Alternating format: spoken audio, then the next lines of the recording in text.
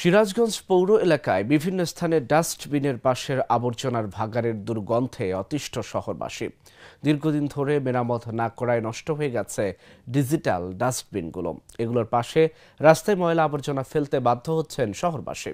দুর্গন্ধ আর পরিবেশ নষ্টের পাশাপাশি রোগ জীবাণু ছড়ানোর ফলে দুর্ভোগে পড়েছেন পথচারীরা। তবে পৌর কর্তৃপক্ষ বলছে দ্রুতই সকল সমস্যার সমাধানে নেওয়া হচ্ছে ব্যবস্থা। সিরাজগঞ্জ থেকে মোহাম্মদ আশরাফুল ইসলামের পাঠানো তথ্যচিত্রে ডেস্ক রিপোর্ট। ১৫০ বছরের পুরনো ১৫টি ওয়ার্ড নিয়ে গঠিত সিরাজগঞ্জ পৌরসভা। কাগজ কলমে ক শ্রেণীর পৌরসভা বলা হলেও সকল সুযোগ সুবিধা থেকে বঞ্চিত পৌরবাসী। গেল ৪ বছর আগে আধুনিক বর্জ্য ব্যবস্থাপনার উদ্যোগ নেয় সিরাজগঞ্জ পৌরসভা।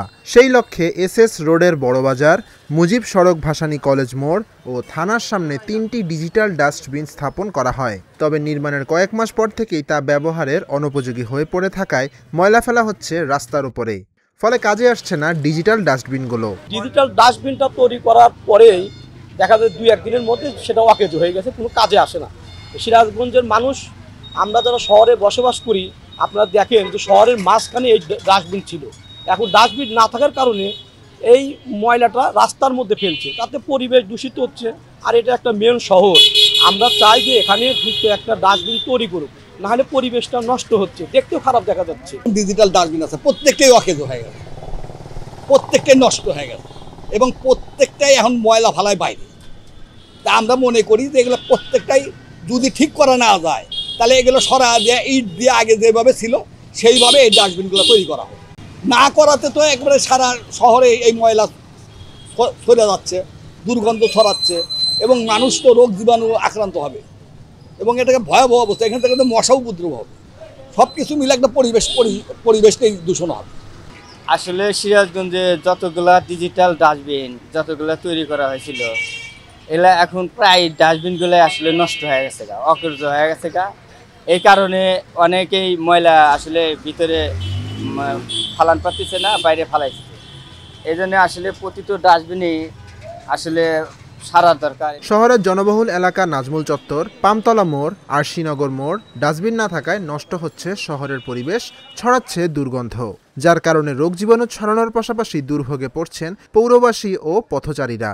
আর পৌরসভার অব্যবস্থাপনাকে দায়ী করে দ্রুতই ব্যবস্থা নেওয়ার দাবি শহরবাসীর। আমরা চাই দ্রুত এই শহরের ডাস্টবিনগুলো যেন মেরামত এবং পরিষ্কার পরিচ্ছন্নতা করে শহরকে একটা সুন্দর পরিবেশ যেন উপহার দেয়। এই সরকারের কাছে আমাদের এটাই দাবি। এখানে যে ময়লাগুলো ফেলে মূলত যে 3টা ডাস্টবিন দিয়েছে, মানে ছোট আকারে, মানে এক বেলার ময়লা দিয়ে পুরো লোড হয়ে যায়। আর সারাদিন যে ময়লাগুলো আপনার যে জায়গায় ফেলানোর মানে প্রয়োজন সেখানে না ফেলায় যত্র বাহির দিয়ে মানে ওটা রাখা হয়, তাতে মানে আমাদের খুবই সমস্যা। এখানে থাকা যায় না, গন্ধে খুব দুর্গন্ধ। সবার কাছে আমাদের আবেদন যে মানে এটা জানি এখান থেকে একটু সরাই দেওয়া হয়। ডাস্টবিন তো ছিল, এগুলো তো কাজ মনে করেন যে হয় না ঠিক মতো, ঠিক আছে। আর এখানে যে ডাস্টবিনটা করছে, এটা আসলে বাজারের মানুষজন যারা করতে আসে তাদের অনেক সমস্যা হয়।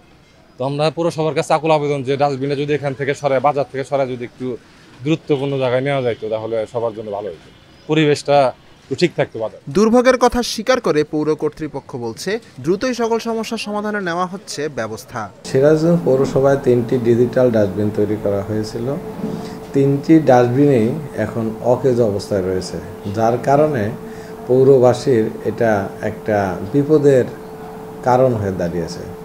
আমরা আধুনিক বর্জ্য ব্যবস্থাপনার আওতায় সিরাজগঞ্জ পৌরসভাকে নিয়েছি।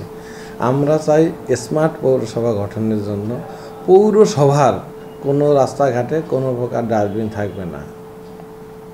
একটা ডাস্টবিনকে যতই পরিষ্কার করা হোক, সেখান থেকে দুর্গন্ধ দূর হয় না। যদি কোনো ডাস্টবিন না থাকে তাহলে তো দুর্গন্ধ হওয়ার কোনো সুযোগ নাই। আমরা চাই স্মার্ট পৌরসভা গঠন হবে, সেখানে কোনো ডাস্টবিন থাকবে না। আমরা বাড়ি বাড়ি থেকে ময়লা কালেকশন করব। সেকেন্ডারি স্টেশন তৈরি হচ্ছে জনস্বাস্থ্য প্রকৌশল অধিদপ্তরের আওতায়। সেই সেকেন্ডারি স্টেশনে আমরা ফেলবো, সেখান থেকে আমাদের চূড়ান্ত যেটা স্টেশন সেখানে নিয়ে যাব। সেখানে আমাদের 4টা প্রকল্প চলমান রয়েছে। শহরবাসী সহ পথচারীদের কথা চিন্তা করে সমস্যা সমাধানে দ্রুতই যথাযথ ব্যবস্থা গ্রহণ করবে সংশ্লিষ্ট কর্তৃপক্ষ, এমনটাই প্রত্যাশা সকলের। Dhaka journal, news desk.